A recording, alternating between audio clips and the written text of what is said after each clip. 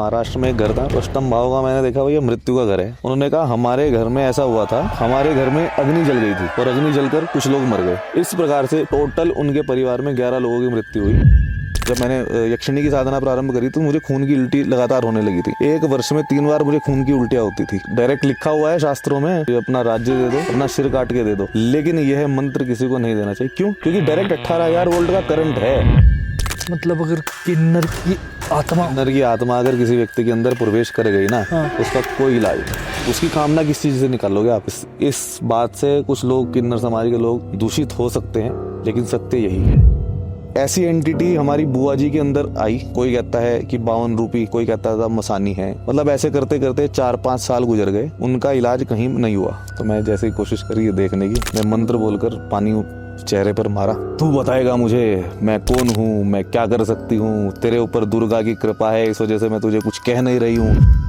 सोना पैदा करने वाली कोई साधना या सोना पैदा करने वाली कोई विधि थी, क्या थी, मुझे ध्यान नहीं आ रहा है। ऐसा भी होता है? ऐसा साधना की जाती है, कपाल को प्रकट किया जाता है और उस कपाल में आप जो इच्छा करते हो कपाल के अंदर आ जाता है। चाहे आप सोने की इच्छा करो, इसीलिए थोड़ी भारत को सोने की चिड़िया बोला जाता था। इसलिए बोला जाता था कि भारत के पास स्वर्ण निर्माण की विधियां थी। आहार की अशुद्धता है एक, तो कि आप कहीं भी जाते हो और कुछ भी खा लेते हो। दूसरा विहार, तो उस स्थान की पवित्रता अपवित्रता न जांच कर आप उस जगह पर रह जाते हो, रुक जाते हो। आपने कहीं पे मूत्र त्याग किया, आपने हाथ नहीं धोए, आपने चिकन खाया या आप स्त्री के साथ संसर्ग कर ऐसे ही उठ गए, आपने स्नान आदि क्रियाएं नहीं की, तो इस प्रकार की क्रिया में जब व्यक्ति रहता है तो नेगेटिव एनर्जी 100% उसके ऊपर इफेक्ट करती है। जो लोग आज के टाइम में राधा स्वामी हो गए हैं, जो निरंकारी हो गए हैं, ये लोग क्या करते हैं, ये घर में दिया बत्ती लगाना बंद करवा देते हैं। अगर देखोगे ना, ज्यादातर लोग दुखी कौन है? ये निरंकारी और ये राधा स्वामी वाले लोग ही दुखी हैं। क्या है कि जितने ज्यादा कपाल होंगे उतनी ज्यादा शक्तियां होंगी। बेसिकली कपाल का काम क्या रहता है उनके जीवन में? कुछ साधनाएं ऐसी होती है जो कपालिक साधनाएं होती हैं। उसमें साधक कपाल के अंदर ही खाना खाता है, कपाल के अंदर ही पानी पीता है, कपाल में ही भगवती को भोजन देते हैं, कपाल में ही उन्हें अर्घ्य प्रदान करते हैं। इसे बोलते हैं कपालिक साधना। ये यक्षिणी जो है आपके पास धन की वर्षा कर देगी और ऐसी वर्षा होगी धन की कि आप रोक नहीं पाएंगे। मंत्र कुछ इस प्रकार से है, श्रीम ह्रीम धनदा यक्षिण्यै स्वाहा। उषा के आसन पर बैठकर बिल्व वृक्ष के नीचे जाप करना प्रारंभ करें, फिर देखना आपके ऊपर धन की कैसे वर्षा होती है।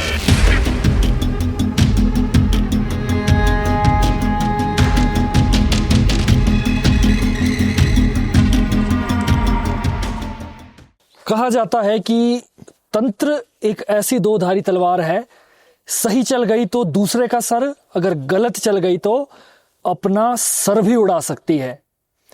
दोस्तों, स्वागत है आपका हमारे इस नए पॉडकास्ट में। आज की पॉडकास्ट में हमारे साथ है द एस्ट्रोराज, हमारे रजत भाई, जो कि एक एस्ट्रोलॉजर भी है और साथ ही साथ तंत्र में भी बहुत निपुण है। उनके साथ की गई बातें बहुत रहस्यमयी होती है और बहुत ही ज्यादा ज्ञान देती है। तो दोस्तों, आज एक बार फिर से हमारे साथ मौजूद है। मैं स्वागत करता हूं आपका। कैसे हैं आप? श्री मात्रे नमः। भगवती की कृपा और आपका साथ। श्री मात्रे नमः। आज हम हैं हिमाचल की पहाड़ियों में और सबसे पहले मैं आपको एक कॉम्प्लीमेंट देना चाहता हूं। आपके वस्त्र बहुत अति सुंदर लग रहे हैं और जो चमक आपके चेहरे की है कि वाह, मजा आ गया देख के। ईश्वर तत्व विधायिनी, जिस भी अंश में ईश्वर का तत्व होता है वो सुंदर ही होता है। तो कहीं ना कहीं वस्त्र में या हमारे प्रतिबिंब में, आपके प्रतिबिंब में उस ईश्वर का तत्व है और वो ईश्वर तत्व जीव अविनाशी, ये बोलते हैं ना। तो जो अविनाशी है और जिसमें ईश्वर का तत्व है, सुंदर तो है ही। सत्यम शिवम सुंदरम। क्या बात है। आपसे थोड़ा सा और शुरुआत करते हैं हम। आप भगवती के बारे में थोड़ा सा बताइए। शुरुआत से आपने कौन सी साधनाएं की है और जिन भगवती की आपने साधना की है, माता की साधना की है, उनके बारे में भी थोड़ा सा गुणगान कर लें तो वीडियो फिर आगे बहुत अच्छी बनती जाएगी। आप सभी जानते हैं कि हम किसी भी एनर्जी से संपन्न होकर ही किसी कार्य को करने में सक्षम होते हैं। यदि आप और मैं भी यहाँ अगर बैठे हुए हैं तो अगर हमारे अंदर कोई एनर्जी विद्यमान है तभी हम बोलने में सक्षम हैं, उठने और बैठने में सक्षम हैं। उसी एनर्जी को हम एक रूप देते हैं। कोई दुर्गा बोलता है, कोई काली बोलता है, कोई बगला मुखी बोलता है और कोई त्रिपुर सुंदरी बोलता है। हमने उस भगवती को त्रिपुर सुंदरी के नाम से जाना है अपने गुरु के द्वारा, जो है आदि गुरु शंकराचार्य स्वरूपानंद सरस्वती जी। और उस त्रिपुर सुंदरी को हम श्री विद्या के नाम से भी जानते हैं। ओके। या श्री स्वयं सुकृति नाम भवनेश्वर लक्ष्मी ही, वही श्री है, वही लक्ष्मी है और वही आदि आदि नामों से जानी जाती है। उसी ही ईश्वरी की हम सेवा करते हैं, जो ईश्वरा नाम ईश्वरी, जो सभी ईश्वरों की भी ईश्वरी है। रुद्र, विष्णु, ब्रह्मा और आदि आदि देव जिनका गुणगान करते थकते नहीं है, वही भगवती है। देखो, कोई व्यक्ति यदि असक्षम हो जाता है, नपुंसक हो जाता है या कोई कार्य करने में सक्षम नहीं हो पाता, तो उसे हम ना रुद्रहीन बोलते, ना विष्णुहीन बोलते, ना रामहीन बोलते, ना कृष्णहीन बोलते। उसे हम क्या बोलते हैं? शक्तिहीन। शक्ति के बिना तो शिवजी भी किसी कार्य को करने में संपन्न नहीं है। किसी भी कार्य को संपन्न करने में उनकी शक्ति बिल्कुल जीरो है, अगर वो शक्ति के बिना है। तो यहाँ पर आदिगुरु शंकराचार्य बोलते हैं ना, शिव शक्त्या युक्त हो। शिव शक्ति के साथ युक्त होकर ही किसी क्रिया को करने में गतिशील होते हैं, अथवा वो किसी कार्य को नहीं कर सकते। तो उसी भगवती को हम उस एनर्जी के रूप में, उस बगला मुखी के रूप में, या हम राजराजेश्वरी ललिता त्रिपुर सुंदरी के रूप में पूजते हैं। वही देवी है। इच्छा शक्ति, क्रिया शक्ति, ज्ञान शक्ति। तो ये तीन शक्ति के रूप में भगवती तीनों गुणों में विभक्त होकर हमें अपने रूप दिखाती है और हमारे से अपनी साधना करवाती है। करित्री कारयित्रीत्वम, करने वाली भी वही है, करवाने वाली भी वही है, और जो बीच में क्रिया चल रही है वो भी वही है। मैंने सुना था कहीं कि बाकी शक्तियों की साधना करना या बाकी एंटिटीज की साधना करना आसान है एज कंपेयर टू महाविद्या। एक है विद्या, एक महाविद्या। महाविद्या का साधना सुनकर ही बड़े बड़े साधक घबरा उठते हैं। और मैं ये जानना चाहता हूं कि अगर आपने महाविद्या की कृपा प्राप्त की है तो क्या कुछ संकट आया आपके जीवन में, और जब ये साधना कंप्लीट हो गई तो आपके जीवन में क्या परिवर्तन आए? सबसे पहले तो मैं बताना चाहता हूँ विद्या और विद्या होता क्या है। या विद्या परमा मुक्तिर हेतु भूता सनातनी, संसार बंधु हेतुश्च सैव सर्वेश्वरीश्वरी। वही विद्या, सा विद्या परमा मुक्तिर हेतु भूता सनातनी, वही विद्या है जो सनातनी है, वो जो हेतु है सभी चीज की, और जो सभी सबसे पुरानी है, और जो सनातनी है। और वही विद्या जो है मुक्त करने वाली है। जो विद्या आपको मुक्त करती है वही विद्या कहलाती है। जो ज्ञान आपको मुक्त कर देता है वही विद्या कहलाती है। अर्थात विद्या क्या है? विद्या जो ज्ञान आपको मुक्त कर दे वही विद्या कहलाती है। तो सबसे पहले जैसे हमें मुक्त किया किस चीज से? अज्ञानता से मुक्त करने वाली जो विद्या है वही विद्या कहलाती है। अज्ञानता से मुक्त करने वाला जो ज्ञान है वही विद्या कहलाती है। तो ये तो हुआ विद्या का अर्थ। और महाविद्या का अर्थ भी यही हुआ कि जो हमें अज्ञान से ज्ञान की तरफ लेकर जा रही है वो महाविद्या है। और इसी को लोग तंत्रों के रूप में ले लेते हैं। अब आपने जैसे क्वेश्चन किया कि आपके जीवन में कठिनाइयां क्या आई, क्या कैसे, ये अगर सामान्य व्यक्ति किसी महाविद्या को करने की कोशिश करता है तो निश्चित रूप से उसके ऊपर बैकफायर होता है। क्यों? कि अभी यहाँ से अगर आप देखोगे तो बिजली के खंभों में 18,000 की लाइट दौड़ रही होगी। जी। तो उस लाइट को अगर कोई डायरेक्ट पकड़ेगा तो गया। लेकिन कहीं ना कहीं जैसे आप बैटरी में उस लाइट को टच करते हैं तो बैटरी में वो लाइट आपको हार्म नहीं करती। वो कहीं ना कहीं आपकी बॉडी के सेल्स को भी चार्ज कर देती है और आपके जीवन में उपयोगी भी हो जाती है। इसी प्रकार से जब हम किसी विद्या की साधना की तरफ अग्रसर होते हैं और हमारे पास गुरु रूपी ट्रांसफॉर्मर होते हैं तो गुरु के पास भले ही 18,000 वोल्ट का करंट हो, लेकिन वो अपने शिष्य के अनुसार उस करंट को उस करंट में प्रवाहित कर देते हैं। जैसे मुझे करंट की आवश्यकता है, हाँ, मुझे 180 वोल्ट की करंट की आवश्यकता है, तो जो हमारे गुरु के पास 18,000 वोल्ट का करंट था उन्होंने अपने शिष्य में 150 वोल्ट या 180 वोल्ट का करंट ट्रांसफर कर दिया। अब वो शिष्य उस साधना पर निर्भर करता है कि वो उस साधना के बल से वो उसे 18,000 वोल्ट का बनाता है या 25,000 वोल्ट का बनाता है। एनर्जी का ही सभी खेल है। लेकिन हाँ, डायरेक्ट नहीं छूना।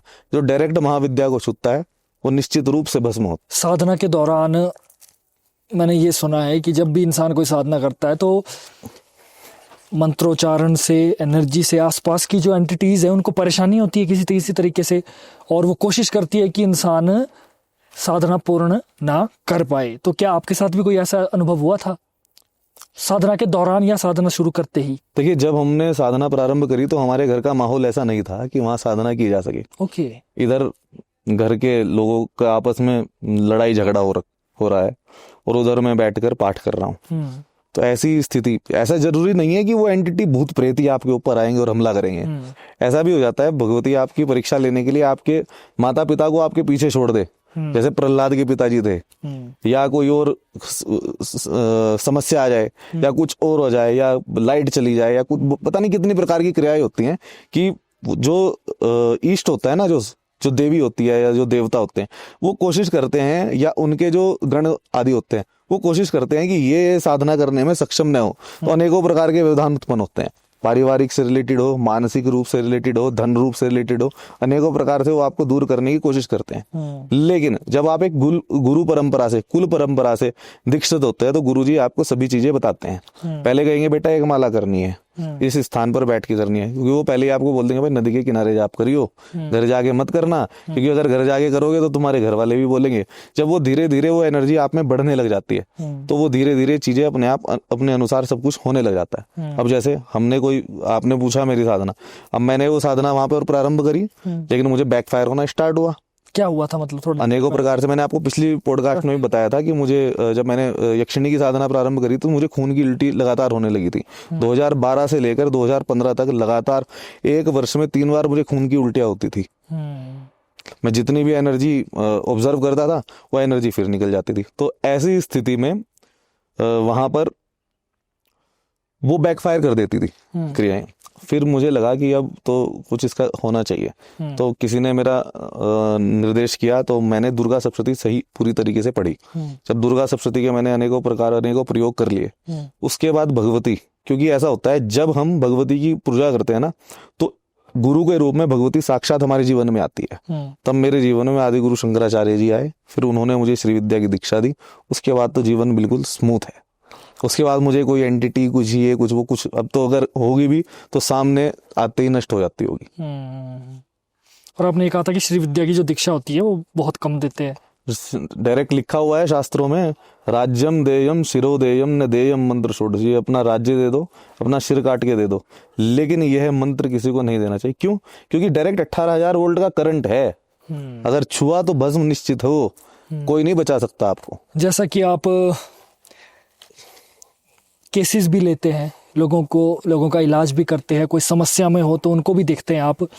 मैं कुछ केसेस जानना चाहता हूं आपके, कि जिनमें आपको लगे कि ये जो केस था ये बड़ा भयंकर रहा आपके जीवन का, और सामने जो एंटिटी थी या सामने जो शक्ति थी उसका साथ आपका मुकाबला बराबर का रहा। ज्यादा तो नहीं कह सकता, क्योंकि जहाँ श्री विद्या है तो उससे ऊपर का तो क्या ही मुकाबला होगा, बट बराबरी अगर कहीं लगी आपको। देखो, उस समय की बात करता हूँ जिस समय श्री विद्या नहीं थी। क्योंकि श्री विद्या आने के बाद तो ये सभी चीजें मतलब मुझे लगता नहीं कि कभी कर सकेंगी। तो हमारी बुआ जी हैं, तो हमारे बाबा जी, मैंने आपको बताया था हमारे बाबा जी में गोरखनाथ जी की सिद्धि थी, वो भी भूत प्रेत का काम करते थे और वे सभी निकालने का काम करते थे। ये भी बताया था मैंने आपको कि उन्होंने एक स्त्री के अंदर से 7 जिन्न निकाले थे। और एक बार ऐसा हुआ था कि उनके गले का रुद्राक्ष जो है वो टूट गया। टूटने के बाद बाबा जी जब अपने गांव में पहुंचे तो जहां से भी वो पानी निकालते वहां से दूध निकलना प्रारंभ हो गया था। पूरे गांव में से जहां से पानी निकाले वहां से दूध निकलता था। अच्छा, ये उनका कुछ बैकफायर हुआ था। ओके, ऐसा मुझे बताया जाता है। चलिए हम उनके कॉन्टेक्स्ट में जाके अपने उसमें आते हैं। तो ऐसी एंटिटी हमारी बुआ जी के अंदर आई, तो उन्हें हमने बहुत सारी जगह पर दिखाया। कहीं लेकर गए, कोई कहता है कि 52 रूपी है, कहीं पर लेकर गए, कोई कहता था मसानी है, कहीं और लेकर गए। मतलब ऐसे करते करते 4-5 साल गुजर गए, उनका इलाज कहीं नहीं हुआ। ओके। फिर जो है वो फूफा जी हमारे पास, मेरे पास लेकर आए उन्हें। तो उस समय की बात है जब मैं बैठा हुआ था, तो ऐसे था, मतलब एक यहाँ पे दीवार थी, बाहर रूम था और इधर गैलरी थी। ऐसे हम बैठे हुए, तो मम्मी बोल रही भाई तू देख ले, तू पूजा पाठ करता है तो एक बार। तो मैं जैसे ही कोशिश करी देखने की, मैं मंत्र बोलकर पानी चेहरे पर मारा, तू बताएगा मुझे मैं कौन हूँ, मैं क्या कर सकती हूँ, तेरा ये है, तेरा वो है, तू ये करता था, तू वो करता था, तेरे ऊपर दुर्गा की कृपा है, इस वजह से मैं तुझे कुछ कह नहीं रही हूँ, नहीं तक अभी तक तो मैं तुझे भगा देती, ये वो तेरा बाबा था उससे भी मेरा कुछ नहीं हुआ, मुझे उस मौलवी के पास लेकर गए उसके पास भी कुछ नहीं हुआ, उस बाबा के पास लेकर गए उसके पास भी कुछ नहीं हुआ, और फिर उसने शरीर ऐसे हाथ बुआ जी का हाथ पैर मोड़े और वो रुक गई उस स्थिति में। तो फिर हमने कुछ धागा बांधकर एक आन दी थी, मैंने कहा अगर तू आई तो तेरे जितने भी मतलब ये सारी चीजें हैं वहां का बंधन कर देंगे ऐसा। फिर उसने हमें बताया कि मुझे कोई वचन देकर छोड़ा हुआ है, जब तक आपका वो वचन पूरा नहीं होगा तब तक ये क्रिया नहीं होगी। देखिए जितनी भी भूत प्रेत वाली चीजें हैं ना, ये आपको तभी परेशान करती है जब आपने पूर्व काल में कोई गड़बड़ की हुई हो। वहां पर था क्या, देखो इसके माध्यम से, चैनल के माध्यम से मैं आपको पूरी कहानी नहीं बता सकता क्योंकि ये मेरे घर की कहानी है, थोड़ा थोड़ा सा बता देता हूँ कि जो ये बात हो रही है, ये एक दत्तक पुत्र थे, मतलब गोद लिए गए पुत्र थे, और जो उनके रियल बच्चे थे, तो जो दत्तक पुत्र थे उनके पिताजी ने अपने दत्तक पुत्र को सारी प्रॉपर्टी दे दी थी, और जो उनके स्वयं के जो उनके बायोलॉजिकल बच्चे थे उन्हें कुछ नहीं दिया था। इसीलिए इनके ऊपर परस्पर विरोधाभास होता रहा और एक दूसरे के ऊपर ये चीजें छोड़ते गए, और इसी का ये प्रभाव था कि वो चीज वहां पर आई हुई थी। यदि आप इस प्रकार के किसी का हक न मारें और अपने ही हिस्से की चीज रखते रहें, और जितना आपके पास है उतने में आप संयम रखें, तो कभी भी किसी प्रकार की कोई चीज आपके ऊपर हावी नहीं होगी, और ना आपका कोई गलत करेगा, ना आपको किसी से करने की जरूरत पड़ेगी, ना आपको ऐसे वैसे बाबाओं के पास जाने की जरूरत पड़ेगी। तो मतलब कहीं ना कुछ गलती हमारी रहती है। ये इन्हीं सभी चीजों का मूल जो है ना, स्वार्थ है। और इन सभी चीजों के जो मूल है, जब व्यक्ति सोचता है ना कि अपने से अधिक, मतलब अपनी सामर्थ्य से अधिक कोई चीज ग्रहण करने की कोशिश कर लूं, तो वही इसका मूल है। तब ये सभी चीजें, ये सभी प्रॉब्लम्स आनी, क्रिएट होनी शुरू होती। पूर्व जन्मों का भी कोई संबंध होता है इसमें? अगर कोई मान लो, अगर इस जन्म में अगर हमारे साथ, अगर हम साधना कर रहे हैं, या मैं इस लाइन में हूं, या आप सा नक्षत्र में, तो क्या इसका संबंध ये भी है कि पिछले जन्मों का कुछ हमारा कनेक्शन रहा है?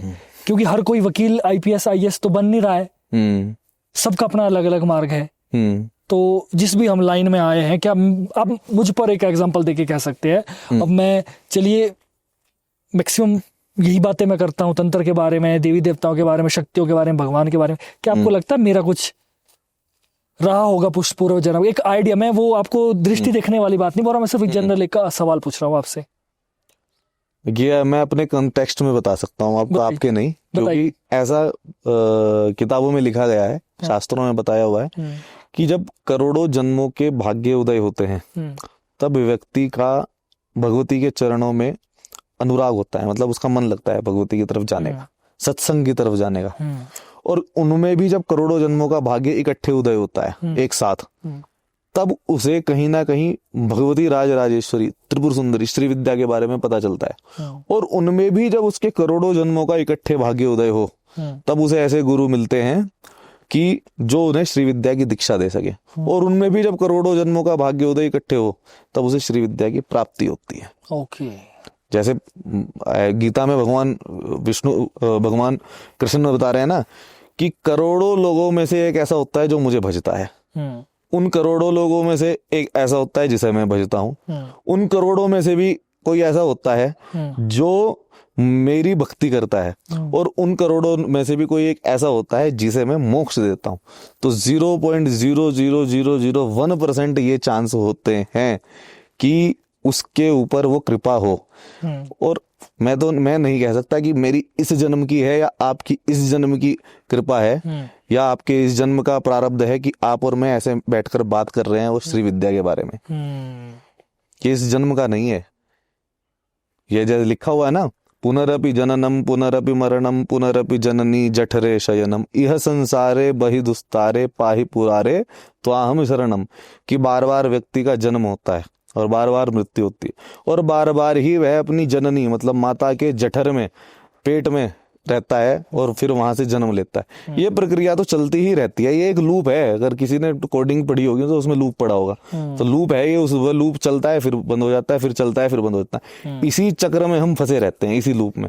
इस लूप से सिर्फ क्या निकाल सकते हैं? भगवती के चरण ही ऐसे हैं जो आपको इस लूप से निकाल सकते हैं। चाहे आप उसे श्री विद्या के नाम से जानने, चाहे भगवती दुर्गा के नाम से जानने, या आप उन्हें कृष्ण राम इत्यादि नामों से जानने, वो नाम एक ही है, वो चीज एक ही है। बहुत खूब बात बोली आपने ये, क्योंकि हमें तो यही लगता है ना कि बस ये जन्म है, इस जन्म में अगले जन्म में पैदा होंगे, लेकिन इससे ऊपर की बात यही है कि ये जो लूप है, इस लूप से निकलना ही मोक्ष है शायद, मुझे अगर मैं सही हूं तो। ऐसे हमने पहले भी शायद बात कर चुके हैं, आगे भी हम ऐसे बात कर चुके हैं। ऐसे कहानी आती है ना, भगवान हनुमान जी एक अंगूठी ढूंढने के लिए गए थे, राम जी ने वो अंगूठी डाल दी थी, और जब वो पाताल लोक में पहुंचे तो उसने बताया कि ये तो अंगूठियों का ढेर लगा हुआ है। ऐसे ही हर बार जब राम जी को ये छोड़कर जाना होता है, पृथ्वी छोड़ के जानी होती है, तो ऐसे ही अंगूठी गिराते हैं, ऐसे ही आप ढूंढने आते हो, और ये अंगूठियों का पहाड़ यहाँ पर बना हुआ है। तो यही जन्म और मृत्यु का चक्र चलता रहता है, चलता रहता है, चलता रहता है। मनुष्य इस चक्र में से तब तक नहीं निकलता जब तक उसकी कृपा ना हो। भले तुम कितना भी पूजा कर लो, पाठ कर लो, तप कर लो, यज्ञ कर लो, कुछ नहीं कर लो, कुछ भी कर लो, जब तक उसकी कृपा नहीं होगी ना, तब तक तुम उससे छूट नहीं सकते।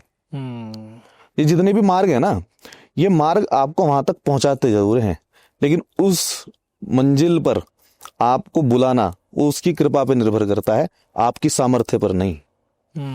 राइट। हम तो ना, हम ये कर लेंगे, वो कर लेंगे, भगवती का इतना जाप कर लिया, इतने हवन कर लिए, इतना तप कर लिया, उसके लिए कुछ नहीं है। वो तुम्हारी एक सेकंड के तप को स्वीकार कर ले और उसे करोड़ों जन्मों का बना दे। वो तुम्हारे करोड़ों जन्मों के तप को एक सेकंड का बना दे और खत्म कर दे। उसके पास तो नियम बहुत सारे हैं। तुम यहाँ पृथ्वी पे बैठे हो, यहाँ की ग्रेविटी फोर्स और यहाँ का टाइम और ये सब अलग है। तुम दूसरे ग्रहों पे जाओ, वहां का अलग है। अभी मैंने पढ़ा था ना कि कोई स्पेस का कोई एक ऑब्जेक्ट था, अगर उस ऑब्जेक्ट को पृथ्वी पे लाओ तो पृथ्वी के कई हजार गुना ज्यादा भारी है वो। अभी मैं ऐसा पढ़ रहा था। तो उसके तो मतलब एक उसका वो आपके सेकंड को एक बहुत बड़ा टाइम बना दे और वो बहुत बड़े टाइम को एक सेकंड का कर दे, वो तो उसकी कृपा के ऊपर निर्भर करता है। बिल्कुल सही। और हम इंसान अपने आप को ही सर्वशक्तिमान समझते हैं। अच्छा, मुझे एक चीज जाननी है, लोगों में ना क्या क्या समस्याएं आती है, क्योंकि आप केसेस देखते हो ना, लोग क्या क्या समस्या लेकर आपके पास पहुंचते हैं, क्या इंक्वायरी क्या होते हैं आपसे मैक्सिमम? ज्यादातर इंक्वायरी होती है प्रेमी प्रेमिकाओं की। अच्छा। मेरा प्रेमी छोड़कर चला गया, मेरी प्रेमिका छोड़कर चली गई, हस्बैंड ने छोड़ दिया, वाइफ ने छोड़ दिया, वाइफ किसी और के साथ चली गई। एक ये है। दूसरी कॉमन प्रॉब्लम आती है कि घर में सास बहू और ये इनका सबका मनमुटाव रहता है। तीसरी बहुत कॉमन प्रॉब्लम है आजकल एंटिटीज की, कि इसमें भूत आ गया, प्रेत आ गया, वहां चली गई, ये हो गया, ऐसे हो गया, वैसे हो गया। तो आहार की अशुद्धता है एक तो इसका मूल कारण, कि आप कहीं भी जाते हो और कुछ भी खा लेते हो। आहार की अशुद्धता मूल कारण। दूसरा विहार। विहार का मतलब आप कहीं भी रहकर रुक जाते हो, आप ये उस स्थान की पवित्रता अपवित्रता न जांच कर आप उस जगह पर रह जाते हो, रुक जाते हो और अपनी क्रियाकलाप शुरू कर देते हो। तो इसके पीछे मूल कारण यही है कि सभी नेगेटिव एनर्जीज जो है ना, वो आपको तभी कवर अप करती हैं, आपके ऊपर तभी भारी होती है जब आप या तो आपकी आत्मशुद्धि ना हो रखी हो या आपकी बाह्य शुद्धि। जब आपकी आत्मशुद्धि और बाह्य शुद्धि हो तब आपके ऊपर ये चीजें इफेक्ट नहीं डाल पाती। आत्मशुद्धि में के लिए क्या करना पड़ेगा? आत्मशुद्धि के लिए तो सबसे बड़ी चीज है मंत्र। आपका जो गुरु मंत्र मिला है 24 घंटे आपके मन में उसका स्मरण रहना चाहिए, वो आत्मशुद्धि है। और दूसरी प्रकार की आत्मशुद्धि है कि आप किसी के बारे में गलत विचार न करें। आपके पहले ही मन में विचार चल रहा है, मैं उसका ये कर दूंगा, उसका वो कर दूंगा, उसका ये चीज हरण कर लूंगा, इसका ये चुरा लूंगा, उसे यहाँ से भगा दूंगा। आपके मन में ये जो है ना, ये आत्मा की अशुद्धता है। ये अशुद्ध विचार जो है ना, ये आत्मा की अशुद्धता है। और दूसरी अशुद्धि शरीर की अशुद्धि। आपने कहीं पे मूत्र त्याग किया, आपने हाथ नहीं धोए, आपने चिकन खाया या आप स्त्री के साथ संसर्ग कर ऐसे ही उठ गए, आपने स्नान आदि क्रियाएं नहीं की, तो इस प्रकार की क्रिया में जब व्यक्ति रहता है तो नेगेटिव एनर्जी 100% उसके ऊपर इफेक्ट करती है। पितृदोष वाले भी बड़े आते होंगे? पितृदोष धीरे धीरे बनता है, एक दिन में पितृदोष नहीं बनता। आज मैं आपके चैनल के माध्यम से कुछ लोगों को बताऊंगा, लेकिन उनके लिए ये कुठार है, ठीक है। जो लोग आज के टाइम में राधा स्वामी हो गए हैं, जो निरंकारी हो गए हैं, ये लोग क्या करते हैं, ये घर में दिया बत्ती लगाना बंद करवा देते हैं। आपकी जो कुल पिछले पुराने समय से जो परंपरा चलती हुई आ रही थी, उस चीज को खत्म करके आप अपने कुल के देवी देवताओं का पूजन बंद करके और अपने जो आपके स्थान देवता है उसका पूजन बंद करके ऐसी ही किसी चीज में भेड़ चाल में चलना प्रारंभ कर देते हैं। और इसी वजह से जो लोगों को मृत्यु का प्राप्त हो गए उनकी मुक्ति नहीं हो पाती, जो आपके देवी देवता थे आपसे रुष्ट हो जाते हैं। और इसी कारण, इसी चीज का ये मूल कारण है आपके ऊपर पितृदोष। आपके जो ये इष्ट देव हैं, कुल देव हैं और कुल देवी देवता हैं, ये आपसे रुष्ट रहते हैं। और आपके घर में सबसे ज्यादा आप अगर देखोगे ना, ज्यादातर लोग दुखी कौन है, ये निरंकारी और ये राधा स्वामी वाले लोग ही दुखी है। ये एक बड़ा तबका है, मैं मानता हूं कि इन चीजों को मानने वाला एक बड़ा तबका है, लेकिन इसका मूल कारण यह है कि ये सनातन से अलग हो गए। अच्छा, ये सनातन से बिल्कुल, सनातन में कैसे है बताओ आप मुझे। जो आदमी घर में दिया जलाने के लिए मना कर रहा है, जो पिंडदान देने के लिए मना कर रहा है, जो अंत्येष्टि संस्कार के बाद ब्रह्म भोज के लिए मना कर रहा है, ये सभी चीजें जो आपके संस्कार षोडश संस्कारों में आती है, उस चीज को बंद करवा रहे हैं। तो ये सनातन कैसे हुए, ये सनातनी कैसे हुए? ये सनातन से बिल्कुल अलग है। और जो सनातन से अलग होगा, अपनी जड़ को छोड़ेगा, तो बताओ ना, पत्तों में पानी कैसे जाएगा? जड़ में, पेड़ की जड़ में पानी डालोगे तभी तो पूरा वृक्ष फलीभूत होगा। और जब हम पत्ते में पानी डाल रहे हैं फिर कह रहे हैं पेड़ सूख गया हमारा, तो सूखेगा ही वो। तो पितृदोष का मूल कारण यही है कि इन लोगों ने अपनी पद्धति को छोड़कर दूसरी पद्धति को अपनाना शुरू कर दिया। अभी आप ही हैं, अभी आप ये वेस्टर्न कल्चर को फॉलो करने लग जाएं, अपनी सारी चीजों को हटाने लग जाएं, आप 4-5 दिन, एक हफ्ते बाद देखोगे आप डिप्रेशन रोग से पीड़ित हो जाओगे। सही बात है। क्योंकि आपके जो देवी देवता है जो आपका अभी अच्छा कर रहे थे, वो आपसे हटने शुरू हो जाएंगे। या आप एक पद्धति को पकड़ कर चल रहे हो, उस पद्धति को छोड़कर आप दूसरी पद्धति में लग जाओगे ना, तो वहां पर यही होगा कि एक साधे सब सदे, सब साधे सब जात। एक साधे सब सदे, सब साधे सब जात। बहुत बड़ी बात है ये। थोड़ा सा और आगे चलते हैं। एक शमशान की एंटिटी है मसान।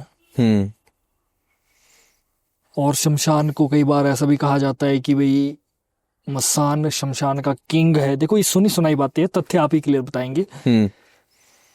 और बड़ी एंटिटी मानी जाती है। किसी इंसान पर अगर मसान छोड़ दिया जाए तो उसकी मृत्यु या उसका भारी नुकसान संभव होता है।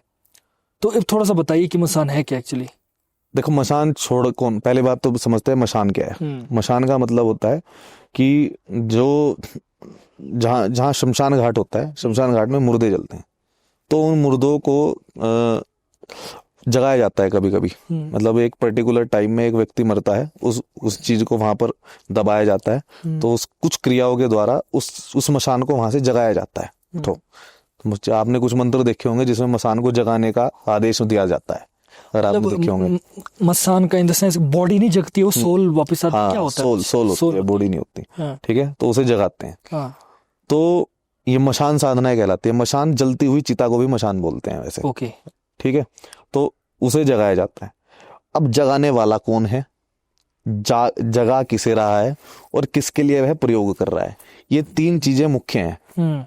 जैसे आपके पास फोन कौन सा है, आप नेटवर्क कौन सा यूज कर रहे हो, और जो सामने वाला व्यक्ति है जिससे आप कनेक्शन बनाना चाह रहे हो उसके पास कौन सी डिवाइस है, ये चाहिए, ये चीजें। अब हमने सपोज करो कालिया मशान जगाया, ठीक है, ये मशानों के भी अपने अलग अलग प्रकार होते हैं। आपने कालिया मशान जगाया, वाला है, मैंने सुना, ये भयंकर होता है। आपने कालिया मशान जगाया, तो कालिया मशान जगाने वाला व्यक्ति कौन है? वो स्वयं घोरी है या सामान्य व्यक्ति है? ठीक है, नहीं भी जगा सकता है क्या? हाँ, मैं बताता हूँ आपको कैसे जगाना है। थोड़े से चने लो, शनिवार के दिन अमावस्या हो उस दिन चने लो, और चने लेने के बाद एक मंत्र बताऊंगा मैं आपको, मंत्र बोलकर उसका चने का पानी और चने वहां चिता पर, जलती चिता पर छिड़क दो, वो जाग गया मसान। अब उसे कंट्रोल करो तुम। इसमें मतलब वो जो मरा हुआ इंसान वही जागता है या वही जागता है? वही मसान हुआ। हाँ, वही मसान बनता है। अब उसने जगा दिया, जगाने के बाद अब छोड़ा किसी पे, एक तो सामान्य व्यक्ति, अगर सामान्य व्यक्ति के ऊपर वो छोड़ा गया तो उसका वो अहित करेगा ही करेगा। लेकिन अगर एक बगलामुखी का उपासक है या कोई बड़ी विद्या का उपासक है, उसने उसके ऊपर छोड़ा तो उसके ऊपर टकराकर बैकफायर होकर वो उसी का अंत कर देगा, जिसने छोड़ा। तो इसलिए छोड़ने वाला व्यक्ति भी शक्तिशाली होना चाहिए, और जिसके ऊपर आप छोड़ रहे हो उसकी पावर भी चेक कर लेनी चाहिए रिसर्च रिसर्च जरूरी है। हाँ, अभी जैसे आपने अगर स्टैटिस्टिक्स का क्वेश्चन देखोगे हाँ तो उसमें मोड का क्वेश्चन आता है ना, तो उसकी आगे और पीछे की पावर चेक करने के बाद आंसर निकाला जाता है। हाँ तो ऐसे ही यहाँ पर भी कैलकुलेशंस होती हैं, आपको उसकी पावर चेक करनी पड़ेगी जिसके लिए आप ये प्रयोग कर रहे हो क्रिया। अब कुछ लोग करते हैं, हाँ भाई कर तो दिया, और आने के बाद देखते हैं हाँ जी हमारा तो ये हो गया। अरे भाई तूने करा क्यों, और क्या तेरी मंतव्य था करने का ये? क्योंकि ये जितने भी क्रियाएं करी जाती है ना, करी तो गलत मंतव्य से ही की जाती अच्छा, है। हाँ। जब गलत मंतव्य से आप कोई चीज करोगे तो आपके साथ गलत ही होगा। लेकिन सपोज करो आप हैं एक अच्छे साधक हैं, अब आप इतने लोगों का पॉडकास्ट करते हैं, आपके साथ कोई ऐसा पॉडकास्ट करने वाला आया जिससे आपकी दुश्मनी हो गई, ना करे भगवान ऐसा हो, लेकिन अगर कभी हो जाए, ठीक है, तब आपके ऊपर कोई इस प्रकार की क्रिया करता है और आपके स्वयं के इष्ट देव हैं जो आपकी रक्षा कर रहे हैं, तो उसका जो हाल होगा ना वो आप सोच नहीं सकते।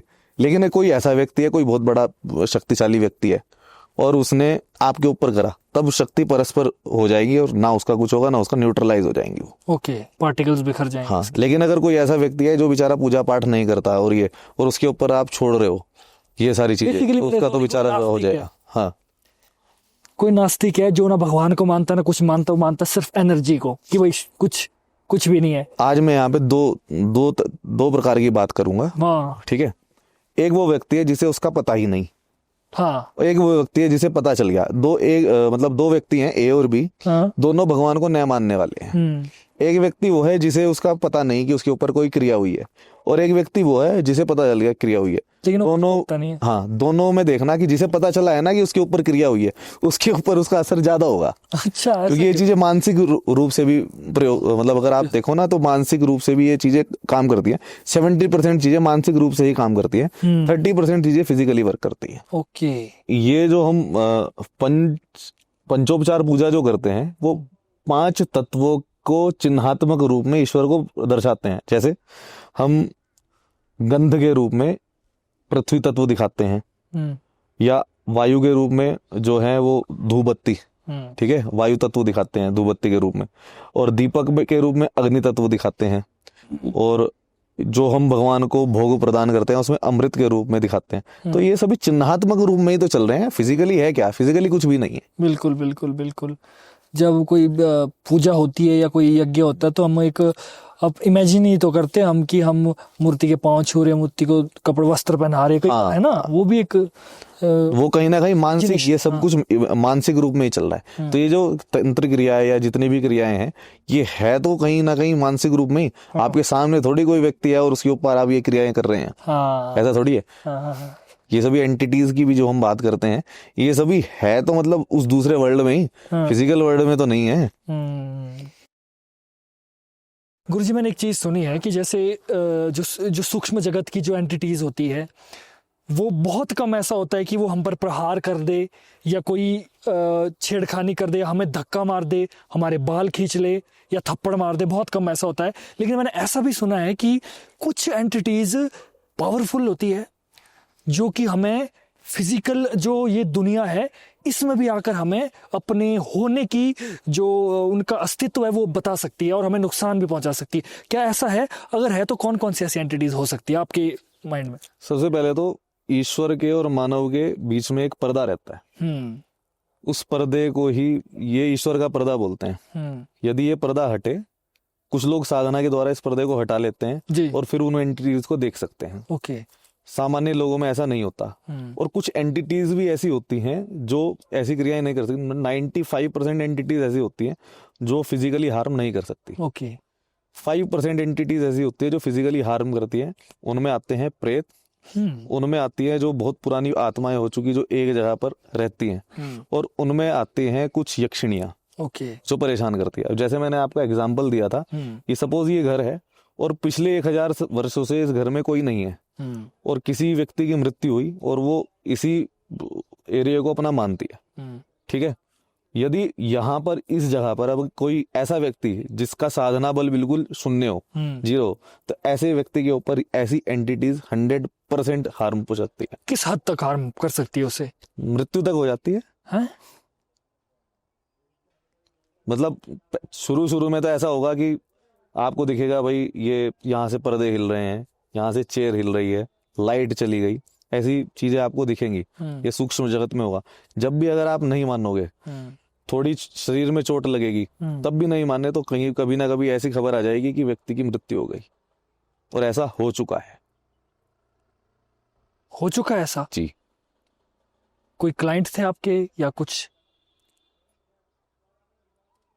ऐसी एक घटना थी अभी पीछे, ये महाराष्ट्र की घटना है। महाराष्ट्र में एक घर था, जैसे मैंने कुंडली देखी ना, तो कुंडली में आप भी आजकल कुंडली सीख रहे हैं, तो आपको थोड़ा सा एक सूत्र बता दूं। तो कुंडली के उनके अष्टम भाव में शनि विचरण कर रहे थे। तो अष्टम भाव का मैंने देखा भैया मृत्यु का घर है। चतुर्थ से, हाँ, चतुर्थ से चतुर्थ गिना, चतुर्थ भाव घर का होता है। तो चतुर्थ से चतुर्थ देखने पर मुझे पता लगा कि इनके तो घर में वीरान होने का योग है। मैंने कहा भाई तुम्हारे घर में किसी की अचानक से 3 मृत्यु हुई? उन्होंने कहा हमारे घर में ऐसा हुआ था कि हमारे घर में अग्नि जल गई थी। अच्छा। और अग्नि जलकर कुछ लोग मर गए। फिर अगले साल ऐसा हुआ, अगले साल भी उस घर में आग लगी, 3 लोग और मर गए। इस प्रकार से टोटल उनके परिवार में 11 लोगों की मृत्यु हुई। आज के टाइम में वो घर वीरान है, वहां पर कोई नहीं रहता। उन्होंने अपना घर अलग बनाया हुआ है नासिक में। ये मेरे क्लाइंट की बात बता रहा हूँ मैं आपको। ऐसा भी हो जाता है कि पूरा का पूरा, मतलब उनका तो वंश ही खत्म हो गया ना फिर तो? कुछ चल रहा है, 2 लड़कियां हैं, अब लड़के होने का उपाय करा रहा हूँ। अच्छा, आप कर रहे हो उनका उपाय?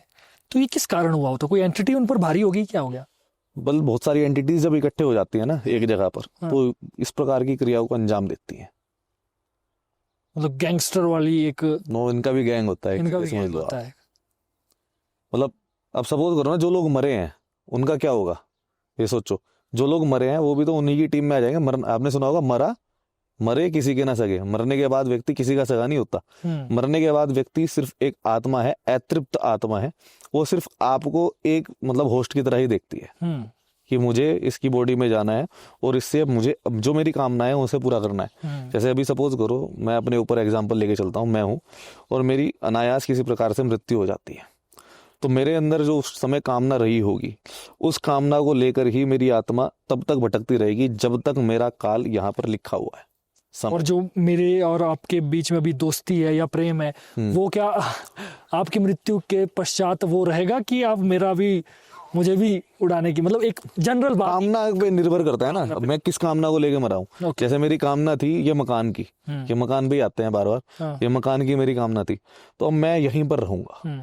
और यहाँ अगर इस मकान को कोई छेड़ेगा तो फिर उसे हार्म पहुंचाया जाएगा, वो आत्मा यह कार्य करेगी। या मेरी कामना है धन की, ठीक है, और धन मैंने कहीं अपना दबाया हुआ है पर्टिकुलर जगह पर, तो मैं उस धन पर प्रेत बनकर वो जो प्रेत है उस धन पर रहेगा। अगर उसे कोई निकालने की कोशिश करेगा तो उसकी मृत्यु होगी। तो इस प्रकार से हर एक एंटिटी की अपनी एक कामना होती है, उस कामना को लेकर वो वहां पर स्थिर होता है। यदि वह उसकी कामना पूरी कर दी जाए तो उसे छोड़ देता है, नहीं करी जाए तो उस व्यक्ति को हार्म होता है जो उस चीज को यूज करना चाह रहा है जिस पर उसकी कामना है। आपने एक बात की थी ना कि जैसे ग्रुप में एंटिटीज रहती है, या इनको अखाड़ा भी हम कह सकते हैं, अखाड़ा ऑफ एंटिटीज। तो जो अखाड़े होते हैं इनकी, क्योंकि मैंने ऐसे बहुत बार सुना है कि किसी इंसान पर ऐसा प्रयोग हुआ कि पूरा का पूरा एंटिटीज का अखाड़ा ही चला दिया गया, जिस वजह से क्या है कि उसकी मृत्यु हो गई या उसको कुछ भारी नुकसान होने से वो बच गया या हो गया। तो जो अखाड़ा जब चलता है एंटिटीज का, तो अखाड़े में क्या किस तरह की एंटिटीज भेजते हैं, आती है? अखाड़े में बच्चे होते हैं, नपुंसक होते हैं, स्त्री होती है, पुरुष होते हैं, और इसके अलावा एक और चीज होती है जिसे होते हैं 52 रूपी, 52 रूपी। 52 रूपी का मतलब वो 52 प्रकार के रूप ले लेती है।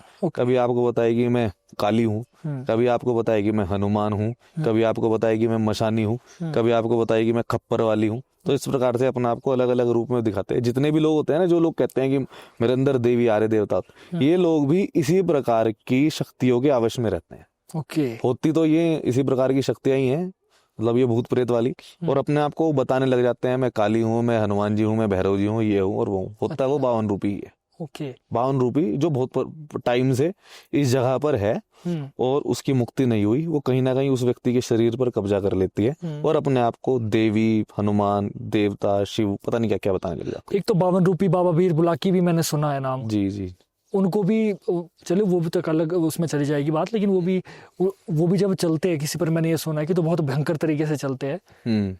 और एक आपने बात की थी नपुंसक की, वो मैं नहीं समझा कि उसमें क्या एंटिटी होती है। नपुंसक का मतलब जो ये जिसे बोल देते हैं ना, आपने किन्नर बोलते हैं जिसे, कि किन्नर इसके अंदर आ गया, या हम अपने शब्दों में बोल देते हैं जो स्त्री होता है ना पुरुष होता है।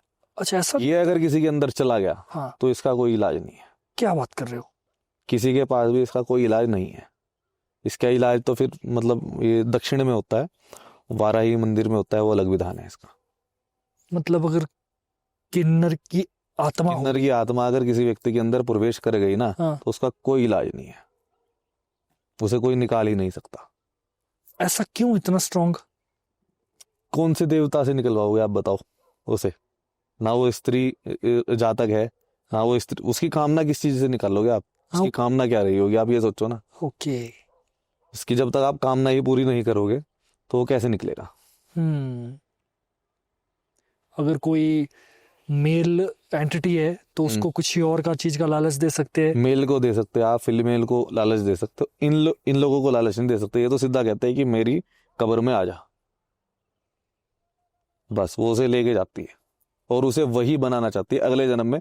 जो कभी कभी जो लोग ऐसे जन्म लेते हैं ना, तो जो नपुंसक जन्म लेते हैं, कभी कभी ऐसे होता है कि उनके ऊपर इनका आवेश रहता है और वो इस रूप में ही मतलब चले जाते हैं और दोबारा उनका जन्म भी इसी किन्नर रूप में होता है।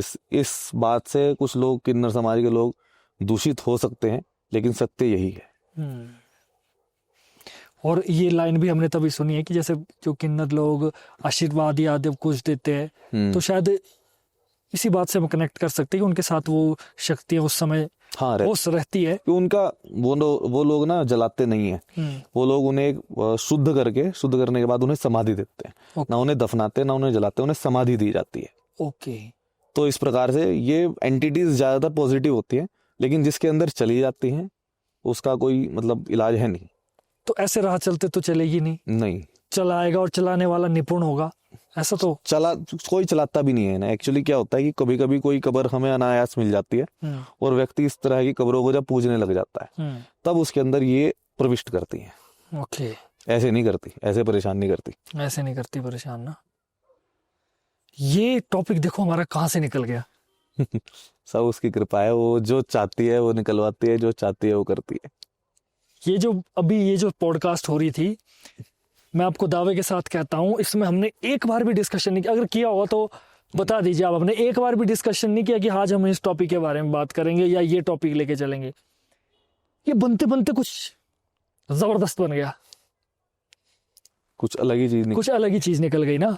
मसान को हमने क्लियर कर दिया। ये जो अभी बातें हुई, इनसे बहुत सारी चीजें क्लियर हो गई है ना। एक तो ये कि जैसे हमारे बचपन से हम चीजें सुनते आ रहे हैं ना, कि अगर कोई इंसान अगर ऐसा है तो अगर वो ऐसा बोलते तो सच हो जाता है, कभी बद्दुआ नहीं लेनी चाहिए। आज हम वो समझ रहे हैं कि हर चीज के पीछे का तथ्य क्या है ना। मैंने एक चीज देखी है, मतलब बहुत सारे ऐसे साधक है या अघोरी शायद मुझे लगता है वो, जिन्होंने अपने गले में एक नहीं तीन मुंड, जिसे इंसान की खोपड़ी कहते हैं, वो लटका के रखे होते हैं। और अब मैं बेसिकली ये जानना चाहता हूँ कि जो इतने कपाल सर गले में लटका के रखे हैं, उसका क्या है कि जितने ज्यादा कपाल होंगे उतनी ज्यादा शक्तियां होंगी। बेसिकली कपाल का काम क्या रहता है उनके जीवन में? यहाँ दो चीजें हैं। एक तो ये कि वो जो दूसरा लोक है और जो ये लोक है, इन दोनों लोगों के बीच का जो संबंध है उसे दर्शाना चाहते हैं। जैसे भस्म है, भस्म का मतलब है कि किसी भी चीज का, किसी भी एंटिटी, कोई भी चीज है, वो एक समय में होके भस्म होनी है। ठीक है, सब कुछ भस्म हो जाना है। तो ये बताता है कि एक दिन सभी चीजों का अंत होना है। ऐसे ही कपाल ये बताते हैं कि यह शरीर एक दिन सिर्फ इसमें ये हड्डी बचनी है, इसके अलावा ये शरीर बेकार है। इसे आप जितना मर्जी रंग लो, इसे जितना मर्जी इसके ऊपर मेकअप पुताई कर लो, या इसे आप जितना मर्जी सजाने की कोशिश करो। एक संदेश तो ये है। दूसरा संदेश ये है कि जो भगवती काली है, भगवती काली का जो बताया हुआ है, कपाल के अंदर ही भगवती को भोग लगता है। अच्छा। कुछ साधनाएं ऐसी होती है जो कपालिक साधनाएं होती हैं, उसमें साधक कपाल के अंदर ही खाना खाता है, कपाल के अंदर ही पानी पीता है, कपाल में ही भगवती को, दो कपाल होते हैं, एक कपाल अपने भोग के लिए होता है, एक कपाल भगवती के भोग के लिए होता है। जैसे अर्घ्य होते हैं ना, आपने किसी बर्तन में भगवती को भोज अर्पण किया, या किसी बर्तन में हम खा रहे हैं, वो उसमें वो कपाल में खाते हैं, कपाल में ही भगवती को भोजन देते हैं, कपाल में ही उन्हें अर्घ्य प्रदान करते हैं, कपाल में ही उन्हें भोग लगाया जाता है, ऐसे ही वो स्वयं भी कपाल से ही खाते हैं। इसे बोलते हैं कपालिक साधना। कपाल तंत्र के अंदर कपाल तंत्र एक अलग है। तो मतलब जिसके पास जो कपाल है, क्या उसकी जो आत्मा है इंसान की, जो जीवित रूप में जब वो इंसान था, तो क्या आत्मा उसके इंसान के कैद में है, या कपाल खाली कपाल भी हो सकते हैं? शुद्ध किया जाता है, शुद्ध किया जाता है। हाँ, उन्हें गंगा जल इत्यादि से शुद्ध करके उनके जो संस्कार हैं, पंचभूत संस्कार करके अग्नि में तपाकर उन कपालों को शुद्ध किया जाता है, तब वो प्रयोग में आते हैं। आपने देखा होगा ना, कुछ मंदिरों में काली माता के कपाल ही रखे जाते हैं और कपाल के अंदर ही भोग लगाया जाता है। तो ये कपाली की साधनाएं रहती हैं। तो जो शमशान की क्रियाएं जो होती हैं वो कपाल में ही कराई जाती है। कुछ ऐसी साधनाएं भी होती हैं कि कपाल प्रकट होता है, ऐसा भी होता है ऐसा क्या? साधना की जाती है, कपाल को प्रकट किया जाता है और उस कपाल में आप जो इच्छा करते हो वो कपाल के अंदर आ जाता है। चाहे आप स्वर्ण की इच्छा करो, मिठाई की इच्छा करो, किसी भी चीज की इच्छा करो, उस कपाल के अंदर आ जाता है। ऐसी कपाल की साधनाएं होती है। क्या बात है, ऐसा भी पॉसिबल है? बिल्कुल,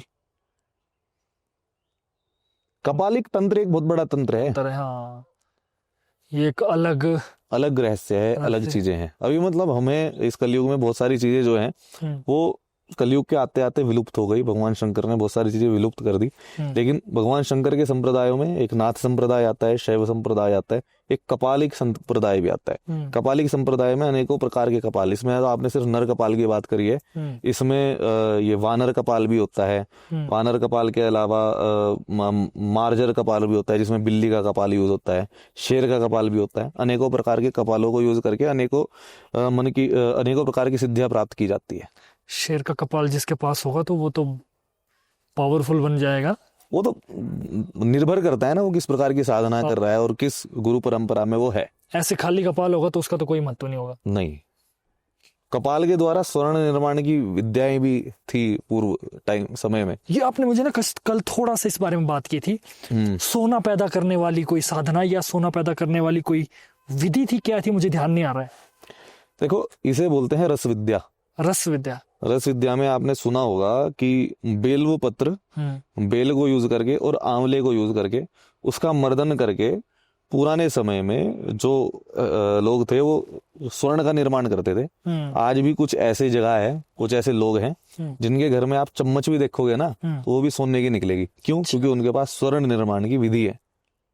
आप मुझे कहोगे कि वो स्वर्ण निर्माण की विधि उनसे लेकर आइए और देश की इकोनॉमी को ठीक कर दीजिए, तो पहले तो उन लोगों को ढूंढना पड़ेगा, क्योंकि गुरुजी जानते थे, हम नहीं जानते। तो गुरुजी ने इस प्रकार की हमें चीजें बताई भी नहीं। दूसरी ये है, आज भी कुछ संप्रदायों में जो अघोरी लोग हैं, अघोरी संप्रदाय के गले में आप इतने बड़े बड़े सोने की वो चीजें देखोगे ना, तो वो कहाँ से आ रही हैं, कौन बना रहा है? उनके पास वो रस विद्या है। अघोरियों को पहले रस विद्या सिखाई जाती है, रस विद्या के बाद रस विद्या के एडवांस वर्जन होता है स्वर्ण निर्माण का, उन्हें स्वर्ण निर्माण भी सिखाया जाता है। लेकिन वो अपने भोग के लिए उस विद्या का प्रयोग नहीं कर सकते, दूसरे प्रयोगों में कर सकते हैं। लेकिन फिर भी कुछ लोगों ने इस बात का मजाक बनाया था, मैंने पहले बताई भी थी। जो आकड़े का पेड़ होता है ना, सफेद आकड़े का पेड़, आखे का पेड़ होता है, आखे का पेड़, हाँ।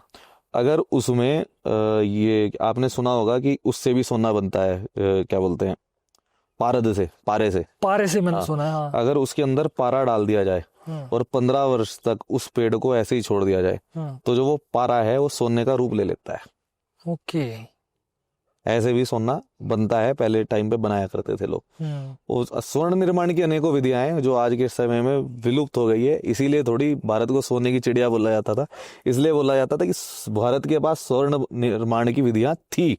और आज भी कुछ अघोरियों के पास, कुछ नागा साधुओं के पास स्वर्ण निर्माण की विधि है। लेकिन उनकी सेवा करके आप कैसे प्राप्त कर सकते हो, ये आपका विषय है।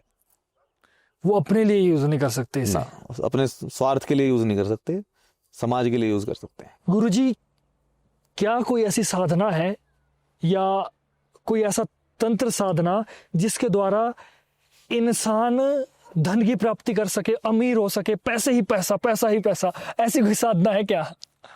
आज मैं आपको एक यक्षिणी साधना देता हूँ, धनदा यक्षिणी।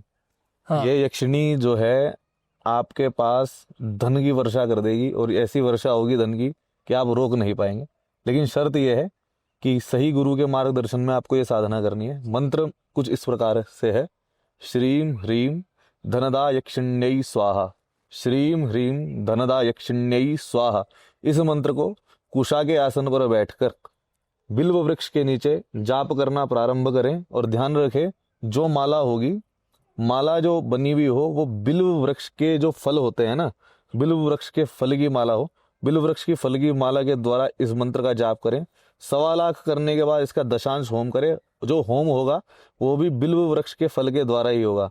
फिर देखना आपके ऊपर धन की कैसे वर्षा होती है। लेकिन बिना गुरु के ना करें। ना करें, जैसा मेरे साथ पूर्व समय में हुआ है मेरे साथ भी हो सकता है। मेरे साथ भी ऐसा भी हो सकता है।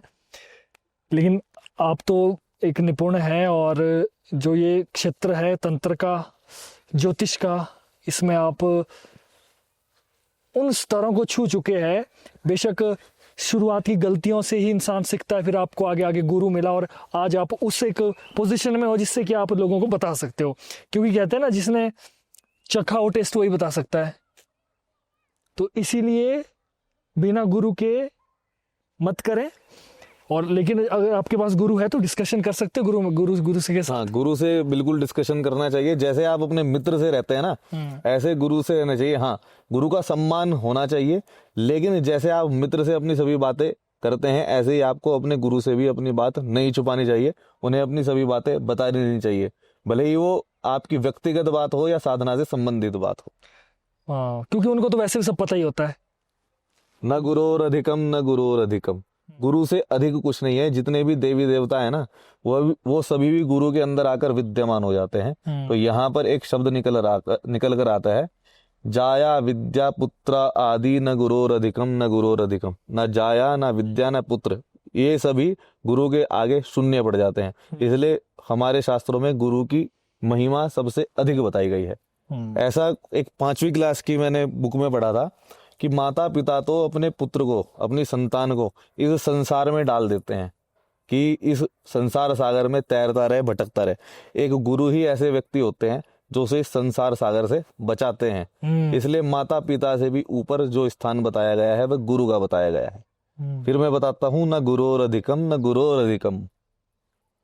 क्या बात है। अब मैं आखिर में, मुझे लगता है इस वीडियो को अंत करने का समय आ चुका है।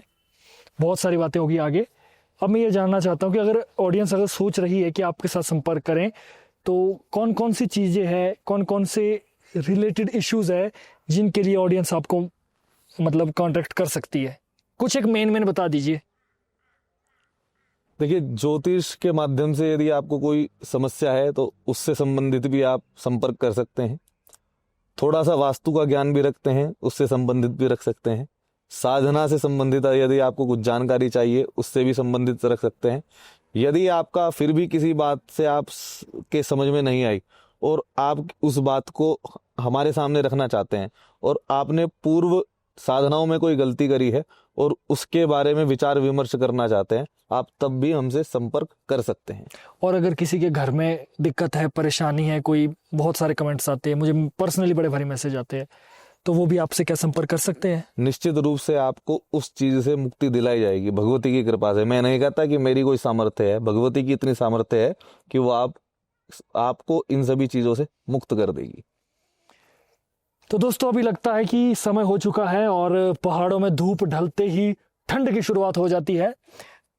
अब विदा लेने का समय आ चुका है और हमारे पहाड़ की वादियों में शायद, मुझे लगता है, हमें थोड़ा कैमरा एंगल वाइड रखा है तो शायद आपको वादियां दिख रही होगी। ये कुछ अलग हमने करने की आज सोची थी। इस वीडियो में कमेंट कर दीजिए क्या क्या आपके क्वेश्चंस है, क्या क्या आपके माइंडसेट्स हैं और कुछ अपनी प्रतिक्रियाएं जो भी आप देना चाहते हैं। कुछ सवाल आपके मन में थे जो आपको लगता है कि मुझे पूछने चाहिए थे, वो आप कमेंट कर दीजिए। जब गुरुजी से अगली बार मुलाकात होगी तो उन्हीं कमेंट सेक्शन का ही हम एक क्वेश्चनरी बना देंगे। क्या कहते हैं जी, है ना? तो कमेंट कर दीजिए और इस वीडियो को लाइक कीजिए, दोस्तों में शेयर कीजिए। गुरुजी की जो भी इंस्टाग्राम आईडी है, कॉन्टैक्ट डिटेल्स है, वो हमारे वीडियो के डिस्क्रिप्शन में रहेंगे। तो डिस्क्रिप्शन ओपन कीजिए और जाइए, और साथ ही साथ हमारे भी इंस्टाग्राम के पेजेस है, उन्हें भी जाकर फॉलो ज़रूर कीजिए। और एक हमारा दूसरा चैनल है द नितिश राजपूत शो के नाम से, जिसमें बड़ी वीडियोस छोटे छोटे हिस्सों में आती है। तो जिनके पास समय बड़ा कम होता है या वो शॉर्ट में हमारी वीडियो देखना चाहते हैं, वो द नितिश राजपूत शो को सब्सक्राइब करें, वो भी वीडियो के ही डिस्क्रिप्शन में आपको मिलेगा। अब लेते हैं विदा आपसे, मिलते हैं नेक्स्ट। इस बार हम आपकी नगरी आने की सोचेंगे, अगर नहीं, अगर भगवान ने चाहा तो आप आइए ऋषिकेश, आइए, और जिसे योग नगरी भी बोलते हैं, योग नगरी के नाम से भी जानते हैं, आइए योग नगरी ऋषिकेश में आपका स्वागत है। बिल्कुल। मिलते हैं नेक्स्ट वीडियो में, तब तक के लिए देखते रहिए the limitless talk. Bye bye. जय भोलेनाथ। श्री मात्रे नमः। श्री मात्रे नमः। जय माता बगलामुखी। जय भोलेनाथ।